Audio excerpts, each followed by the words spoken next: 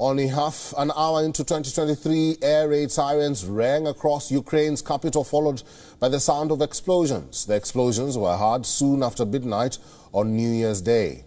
As the sirens wailed, some people in Kyiv shouted from their balconies, "Glory to Ukraine, glory to heroes."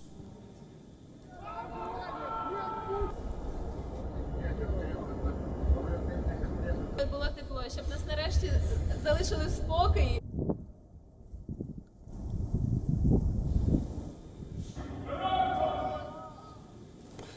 Kyiv's city military administration said that 23 Russian-launched air objects had been destroyed. The attacks came minutes after Ukraine's President Volodymyr Zelensky's New Year message. Blasts continued to be heard after that. With no immediate reports of damages, there were also unofficial reports of blasts in the southern region of Kherson. Дорогі українці, залишається кілька хвилин до Нового року. Я хочу всім нам зараз побажати одного – перемоги. І це головне – одне побажання для всіх українців. Нехай цей рік буде роком повернення. Повернення наших людей, воїнів до своїх родин, полонених до своїх домівок, переселенців до своєї України. Russian President Vladimir Putin also devoted his annual New Year's address to rally the Russian people behind his troops fighting in Ukraine. He also pledged victory over what he calls Ukrainian neo-Nazis and a West supposedly intent on destroying Russia. In a stern and combative recorded video message, Putin cast the war as a near existential fight for the future of Russia.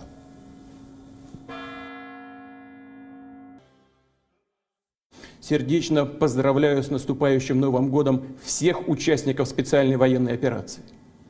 Тех, кто сейчас здесь, вот здесь рядом со мной, кто на передовой и на прифронтовых рубежах, кто проходит подготовку в учебных центрах, чтобы затем вступить в бой, кто находится в госпиталях или, исполнив свой долг, уже вернулся домой.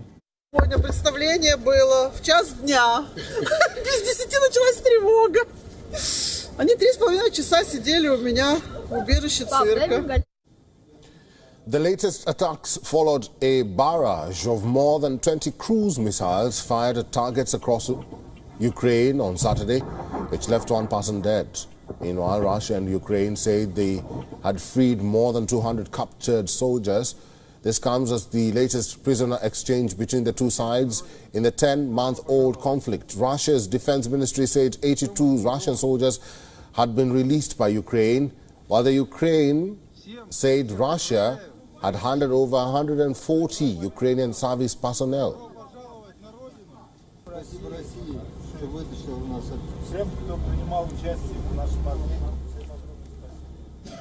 WION is now available in your country. Download the app now and get all the news on the move.